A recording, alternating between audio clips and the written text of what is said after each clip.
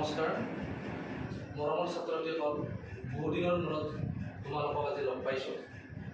আমি গোটেই ভাৰতবৰ্ষতে কৰোনা ভাইৰাছৰ সংক্ৰমণৰ প্ৰতিৰোধ ৰক্ষা কৰি আমি সামাজিক দূৰত্ব বজাই ৰাখি আজিও অনলাইন ভিডিঅ'টো তোমালোকৰ আগত মই পঠাই দিম। আৰু আজি তোমালোকৰ মই ক্লাছ ল'ম পঞ্চম শ্ৰেণীৰ পাঠ নম্বৰ 3 অৰূপৰ আবেদন। এই অৰূপৰ আবেদনত কি আছে তোমালোকক মই আজি ধুনীয়াকৈ পাঠি পঢ়াই সুন্দৰভাৱে বুজাই দিম। তোমালোকে মনোযোগ দি শুনিবা আৰু লগতে মোৰ লগে লগে তোমালোকক ভিডিঅ'টো চাই মাতিবলৈ চেষ্টা কৰিবা। মৰমৰ ছাত্ৰসকল, এতিয়া তোমালোকে অৰূপৰ আবেদন নামৰ পাঠটি ধুনীয়াকৈ শুনি যাবা আৰু মই বুজাই দিম ধুনীয়াকৈ। বহুদিনৰ মূৰত অৰূপ আজি স্কুললৈ আহিছে। তাৰ খা খবৰ লোৱাত লগৰীয়াহঁত ব্যস্ত যে বহুদিনৰ মূৰত অৰূপ আজি স্কুললৈ আহিছে, তাৰমানে বহুদিন অহা নাই স্কুললৈ। তেওঁ হয়তো কিবা বেমাৰ, নতুবা কিবা মোমায়েকহঁতৰ ঘৰলৈ গৈছে, নতুবা বিভিন্ন কাৰণত তেওঁ স্কুললৈ আহিব পৰা নাই, কিন্তু আজি তেওঁ স্কুললৈ আহিছে আৰু সেইকাৰণে তোমালোকে তাৰ খা খবৰ লোৱাত ব্যস্ত হৈছা। তোমালোকে মানে যে সেই স্কুলত যিখন স্কুলত অৰূপে পঢ়িছিল সেই স্কুলৰ ল'ৰা ছোৱালীবিলাকে তাৰ তাৰমানে খা খবৰ লোৱাত ব্যস্ত হৈছে। এনেতে শিক্ষয়িত্ৰী ৰেহেনা খাতুন বাইদেউ আহি শ্ৰেণীকোঠাত সোমাল। তাৰমানে সেইখন বিদ্যালয়ৰ শিক্ষয়িত্ৰী এজন বাইদেউজনৰ নাম ৰেহেনা খাতুন। তেওঁ শ্ৰেণীকোঠাত সোমাইছে। সোমাই কি কৰিছে চাবা। সোমায়ে তেওঁ অৰূপক দেখি সুধিলে। এটা কথা মন কৰিবা, যেতিয়া আজি ধৰি লওক তোমালোকৰ কোনোবা এজন অহা নাই, বহুদিন অহা নাই, সেইজনৰ চকুত একে আগতে পৰে। সেইকাৰণে সেই বাইদেউজনেও, ৰেহেনা খাতুন নামৰ বাইদেউজনেও অৰূপক দেখি সুধিছে যে অৰূপ, তুমি দেখোন কেইবাদিনো স্কুল ক্ষতি কৰিলা। তাৰমানে অৰূপে বহুদিন ক্ষতি কৰিছে কাৰণে তেওঁ কৈছে যে বহুদিন ক্ষতি কৰিলা, কিয়, কাৰণটো মোক জনোৱা, কিবা অসুখ বিসুখ হৈছিল নেকি? এই কথাখিনি বাইদেউজনে তেওঁক প্ৰশ্ন কৰিছে। এতিয়া সেই বাইদেউৰ প্ৰশ্ন উত্তৰত অৰূপে এনেকৈ দিব, হয় বাইদেউ, বুলি সি তাৰ জেপৰ পৰা এখন কাগজ উলিয়াই শিক্ষয়িত্ৰী বাইদেউৰ হাতত দিলে। সেই কাগজখনত কি আছে আমি এতিয়া চাবাচোন। তেখেতে কাগজখন মেলি চাই পঢ়িছিল বা মেলি চাই পঢ়িলে। কি পঢ়িলে যে শ্ৰী হৰি সহায় নামশালাৰ পৰা চিঠিখন আহিছে, তাৰমানে দিনাংক 15/5/2013 চনত এইটো। তাৰপিছত কি লিখিছে আমি চাম এতিয়া চিঠিখনত, যে পূজনীয়া বাইদেউ, তাৰমানে চিঠি যদি লিখা যায় তেতিয়া সম্বোধন কৰিব লাগে। এইটো পূজনীয়া বাইদেউ বুলি সম্বোধন কৰিছে অৰূপে। প্ৰথমতে মোৰ সেৱা গ্ৰহণ কৰিব যোৱা 5/5/13 তাৰিখে মোৰ গাঁৱৰে এঘৰলৈ ভোজ খাবলৈ গৈছিলোঁ। খাই অহাৰ পৰাই মোৰ পেট চলা আৰম্ভ হৈছিল। মাক দেউতাকহঁতে কিবা কিবি খুৱাইছিল। তাৰমানে মা দেউতাহঁতে কিবা তাৰমানে কেনেকুৱা বস্তু খুৱাই যদি পেট চলা ৰোগ হয়, যে ধৰি লওক তোমালোকক ভেদাইলতাৰ পাত খুৱাই, সেনেকুৱা কিবা কানি খুৱাইছিল। তোমালোকক যদি হয় তোমালোককো তেনেকুৱাকৈ খুৱাব। আৰু ঠিক তেনেকৈ অৰূপকো মাক দেউতাকে খুৱাইছিল, কিন্তু পেট চলা বন্ধ নহ'ল। কিন্তু তাৰ পেট চলাটো বন্ধ নহ'ল। তাৰমানে ডায়েৰিয়া বুলি কয়, তাৰমানে লেট্ৰিন যাই আছে, সেনেকুৱা বেমাৰ এটা হ'ল। শেষত ডাক্তৰক দেখুৱাই মোক চেলাইন দিবলগীয়া হৈছিল। তাৰমানে অৰূপে কৈছিল যে মোক ডাক্তৰক দেখুৱাইছে মা দেউতাই, কিন্তু মোক চেলাইন দিব লগা হৈছে।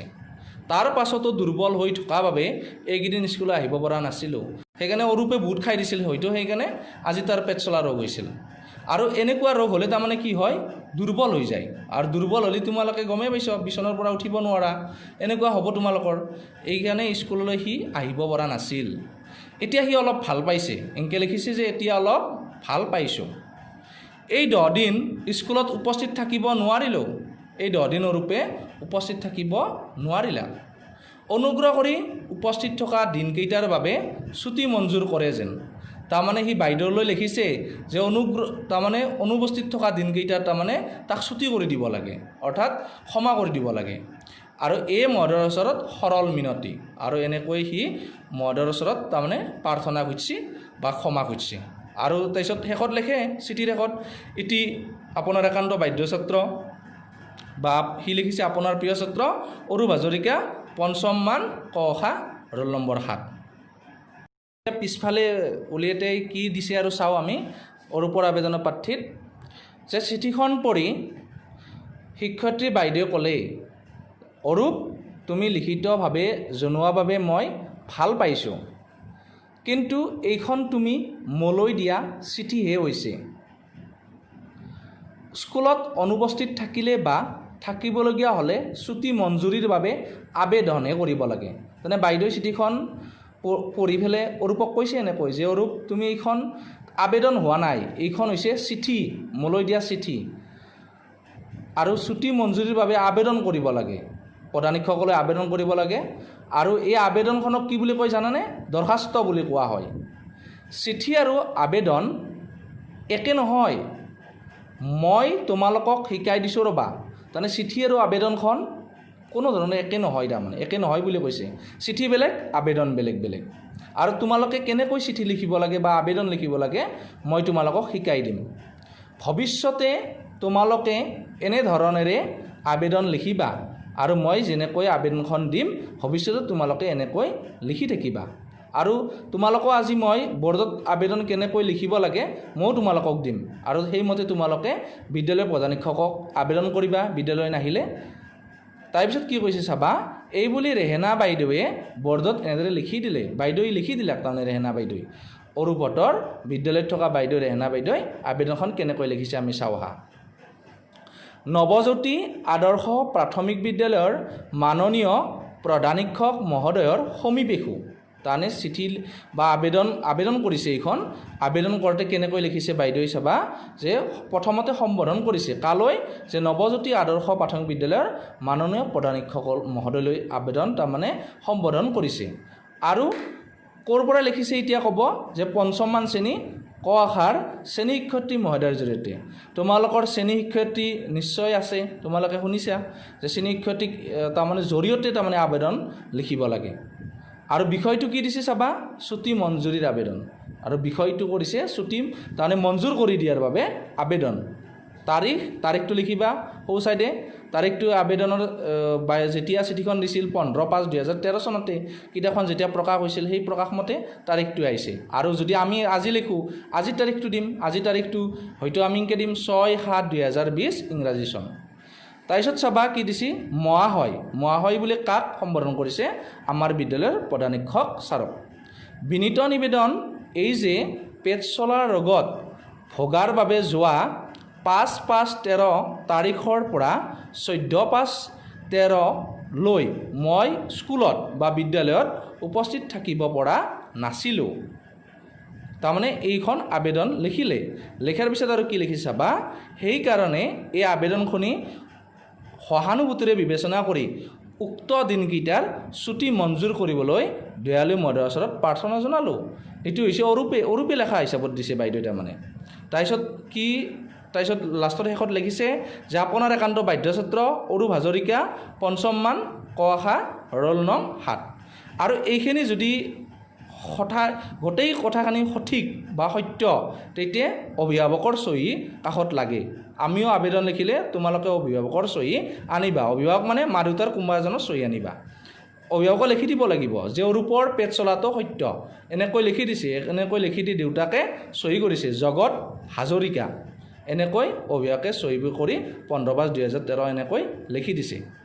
এতিয়া কথা হ'ল, আমি গোটেইখিনি বুজি পালোঁ যে অৰূপৰ আবেদনত কেনেকৈ আবেদন এখন লিখে, বা বিদ্যালয় নাহিলে বাইদেউক কেনেকৈ চিঠি দিব লাগে, আবেদন কেনেকৈ কৰিব লাগে, সেইখিনি এই পাঠ্যৰ জৰিয়তে তোমালোকে বুজি পালা। আৰু যদি কিবা ৰৈ গৈছে তোমালোকে মোক পুনৰ ক্লাছত সুধিব পাৰিবা। আৰু তাৰ লগে লগে মই অলপ তোমালোকক প্ৰশ্ন উত্তৰ যুগুতাই দিছোঁ, আৰু প্ৰশ্ন উত্তৰবিলাক তোমালোকে বহীত ধুনীয়াকৈ লিখিবা। এতিয়া তোমালোকক মই অৰূপৰ আবেদনৰ পাঠভিত্তিক দিয়া প্ৰশ্ন উত্তৰসমূহ মই ধুনীয়াকৈ লিখি দিম, আৰু তোমালোকে লিখি যাবা। প্ৰথম প্ৰশ্নটো আছে, অৰূপে কি কাৰণত কেইবাদিনো স্কুলত অনুপস্থিত আছিল। তোমালোকে প্ৰশ্নটো কিতাপৰ পৰা চাবা, মই তোমালোকক উত্তৰকেইটা লিখি দিছোঁ। যে অৰূপে কি কাৰণত, অৰূপে পেট চলা ৰোগ হোৱাৰ কাৰণে বিদ্যালয়ত অনুপস্থিত আছিল। অৰূপৰ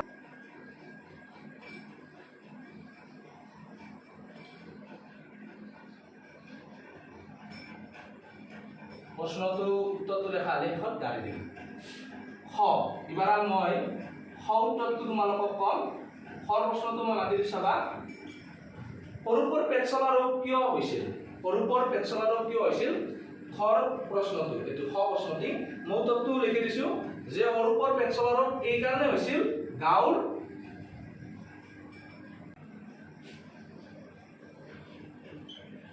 আখৰ চিনি নাপালে সুধিবা দেই আখৰ চিনি নাপাব পাৰো এইবাৰ আমি গড় উত্তৰটো আমি লিখিম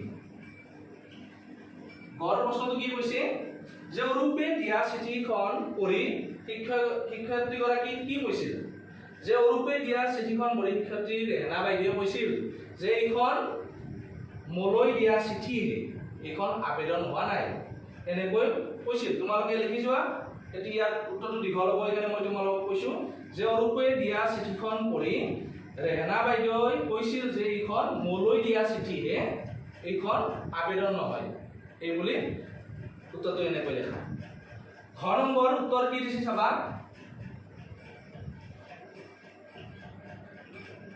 ঘ নম্বৰ উত্তৰটো দিছে যে আবেদনক কি বুলি কোৱা হয় এতিয়া আবেদনক কি বুলি কোৱা হয় মই তোমালোকক কৈছোঁ যে আবেদনক দৰখাস্ত বুলি কোৱা হয় এনেকৈ লিখিবা যে আবেদনক